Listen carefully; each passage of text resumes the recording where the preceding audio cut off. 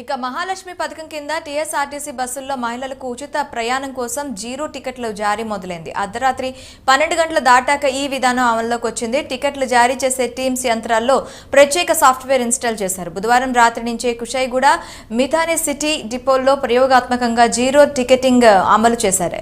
అది విజయవంతం కావడంతో రాష్ట్ర వ్యాప్తంగా అన్ని బస్సుల్లో అమల్లోకి తెచ్చారు. నేటి నుంచి జీరో టికెట్లు జారీ చేయాలని ఆర్టీసీ అధికారులను ఎండీ వీసీ సజ్జనార్ ఆదేశించారు. డిసెంబర్ 9 నుంచి ఆర్టీసీ బస్సుల్లో మహిళలకు ఉచిత ప్రయాణం అమలు చేస్తున్నారు. జీరో టికెట్లో ఆర్టీసీ బస్, ఎక్స్ప్రెస్, ఎక్కడి నుంచి ఎక్కడికి ప్రయాణం తదితర వివరాలు ఉంటాయి.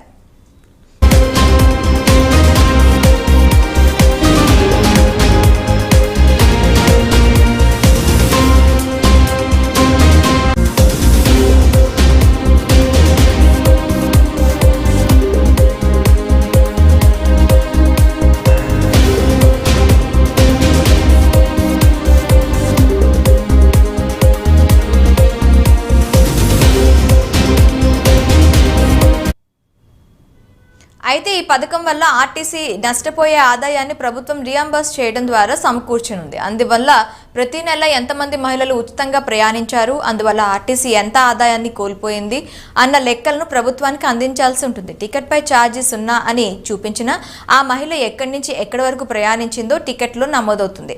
తెలంగాణలో నివసించే మహిళలకు మాత్రమే మహాలక్ష్మి పథకం వర్తిస్తుంది. కండక్టర్కు మహిళలకు ఖచ్చితంగా తెలంగాణ ప్రాంత నివాసితులుగా ధృవపరిచే ఆధార్ కార్డు లేదా ఓటర్ కార్డు లేదా నివాస ప్రాంతాన్ని తెలిపే గుర్తింపు కార్డు చూపించాల్సి ఉంటుంది.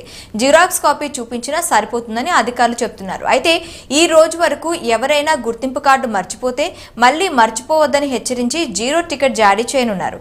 ఆ తర్వాత మాత్రం అనుమతించరని అధికారులు చెబుతున్నారు.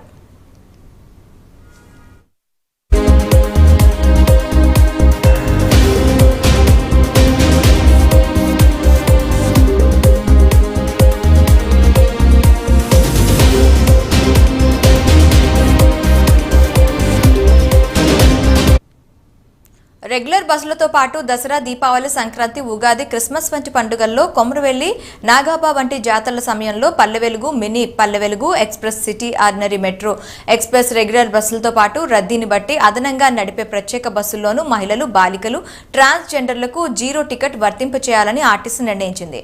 వారాంతాల్లో నడిపే అదనపు బస్సులకు ఈ నిర్ణయం వర్తిస్తుందని స్పష్టం చేసింది.